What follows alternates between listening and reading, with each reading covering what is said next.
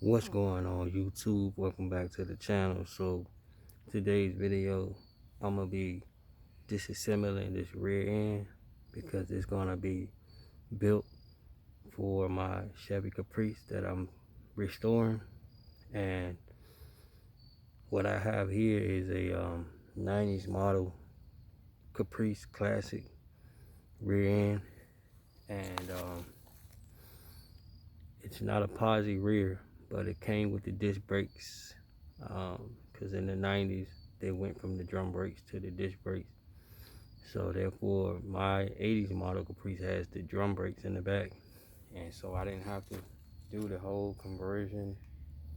It's a little bit more extra work to swap the disc brakes from the drum brakes than to just take this whole piece and build it and put it in. Because of course the rear that's in my Caprice now, it's not posi.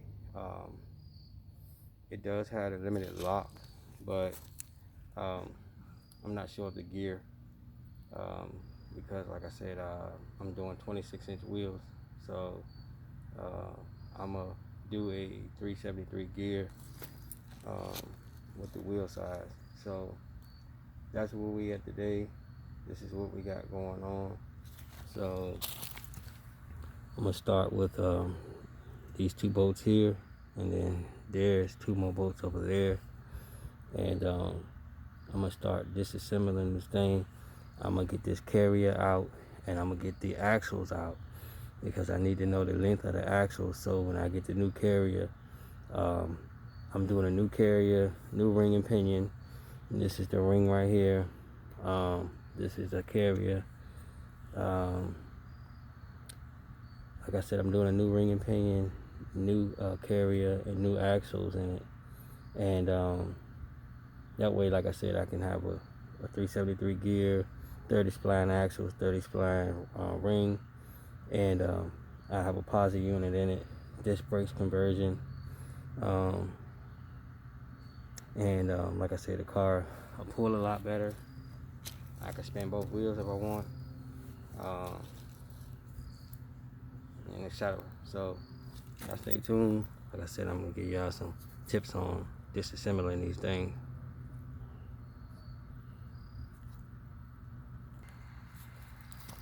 So as you can see, what I have here, two bolts in this one and two bolts in that one right there that I already took a loose. So like I said, that's where we're gonna start at, right there.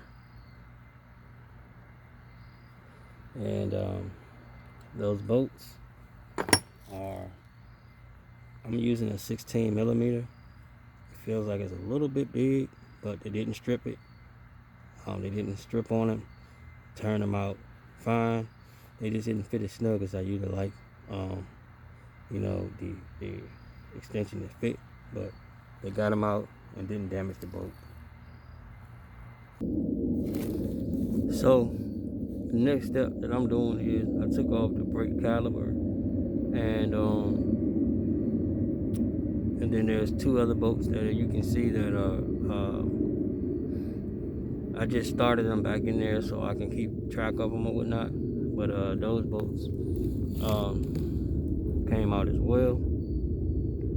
So my next move is to go to the other side of the rear end and do the same thing, and that's take off the brake caliper, and then I took off the rotor as well. Of course, once that caliper comes off and those two bolts come off, the rotor comes off. Then after that, the axle should be able to slide out, and it may be a little bit tough to get out. Like I said, this rear right here has been sitting for a while since I've had it, and then when I got it from the guy, this guy is a hoarder, and he has tons of stuff from rear ends to cars, and he's got a little junkyard at his house. So it's been sitting for a while at his place. So but yeah, so like I said, you may have to hit it with some sort of like lubricant, you know, to like loosen it up or whatever, because it's probably gonna be rusted up in there if it's been sitting for a while. If it's something that's coming off of a vehicle that's been driven, then it probably won't be that bad. But like I said, just make sure, like I said, you know, you have some sort of lubricant to saturate the bolts and everything like that. Especially if you're using hand tools. Like I said, I'm over at the shop, but I'm just outside behind the shop. So like I said, I got air tools here at the shop, and I'm using power tools right now. But like I said, we just got hand tools. You're gonna want to saturate those bolts probably. But other than that, I mean, it's a pretty simple job to do. This is the side that I didn't start on yet. So there's 2 big bolts on the caliper. I mean, on the caliper that has to come out. Then after the caliper comes off, there's the other 2 bolts that I showed you guys on the other side that has to come off, and then the whole caliper comes off, and then the rotor will come off. Then the axle should slide out. So, like I said, pretty fairly easy thing to do. And then after you do that, and you can go ahead and pull out the carrier, and of course the ring is going to be on the carrier, and then you can go ahead and do whatever you want to do with it or whatnot. But after that, it's disassembled and ready to be built to spec. So I hope you guys enjoyed the video.